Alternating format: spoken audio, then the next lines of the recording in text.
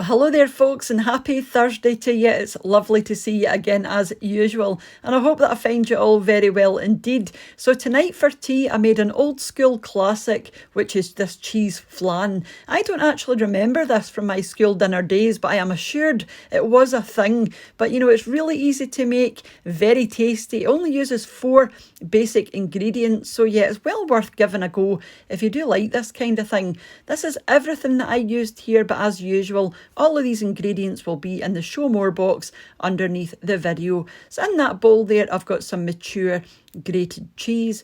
I've also got some single cream. I've got a few free-range eggs as well, and we're going to be using shortcrust pastry because it's a nice strong pastry. It's going to stand up to your wet filling. I'm using shop bought because I am rubbish at pastry, but if you're good at pastry, you can obviously make your own. This is the tin that I'm using here. It's a 9 by 9 inch square tin, and you just need to grease this because we're going to line this with baking paper. So you want to make sure that your paper sticks in, obviously. And you just want to grease the top of your first sheet there before you stick your second sheet in it, and that's going to hold that down and stop it from moving around. By lining your tray, obviously, it's going to make your pastry much easier to get out at the end. It will just slip out really easily. Just make sure it's into all those nice corners, and you'll have a lovely square flan at the end of the baking time. So just flip your pastry over on top of your tin, then with the flat of your hand or your knuckles, or even a wee bit of extra pastry, if you want to make that into a ball, just to make sure you get into all those corners, just take your time. You don't want to tear or rip this because you don't want your filling, seeping out and going underneath the pastry. That would be a complete disaster.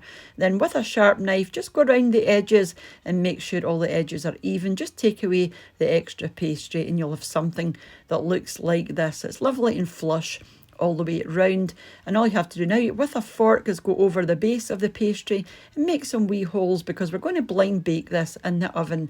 Flip the edges of your paper over. This is going to protect the sides of your pastry as it's baking. Make sure it doesn't get burned, and then pop in some more paper and some baking beans or rice or pasta, whatever you have, just something to weight the pastry down so that it doesn't puff up in the oven. So pop this into the middle of your oven for between 5 to 10, maybe even 15 minutes, just until it's starting to go brown on the edges. Whisk up your eggs and just set these to the side. Just make sure these are at room temperature.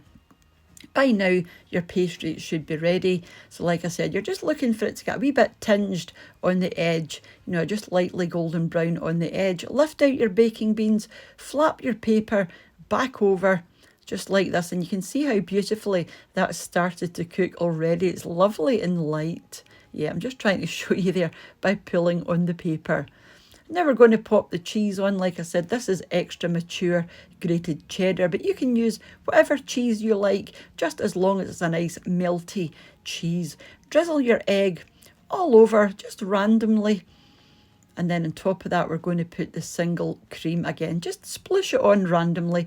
Doesn't have to be neat and tidy because as it bakes, it will all just combine anyway.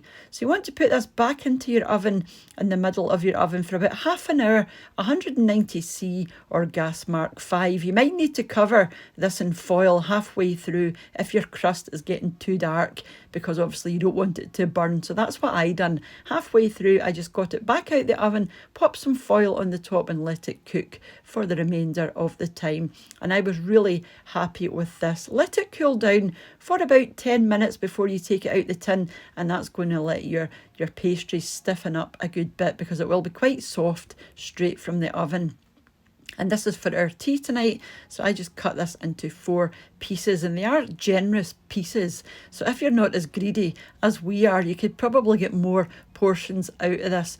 But I just cut this into 4, and it does cut really easily as well, just so long as you use a sharp knife. It won't break into a million bits either. And we just kept it old school, and we had some homemade chips and of course some baked beans on the side. And like I said, very easy to make and really tasty. If you do like sort of quichey type things. I think you'll probably enjoy that one. So let me know if you're planning on giving it a go. And just before I leave you, I wanted to say, as usual, a huge thank you to the supporters of the channel over on my Patreon page, to the channel members here on YouTube as well, and for you all for watching, leaving your lovely comments, and for those that share the videos as well. It's all very much appreciated. And I do have to update my Patreon and channel member list. I will be doing that within the next few days. So if your name isn't there, don't panic. I am getting round to it. And I will catch up with you on Sunday for meals of the week. So you have a wonderful rest of your day and rest of your week. And I'll see you off soon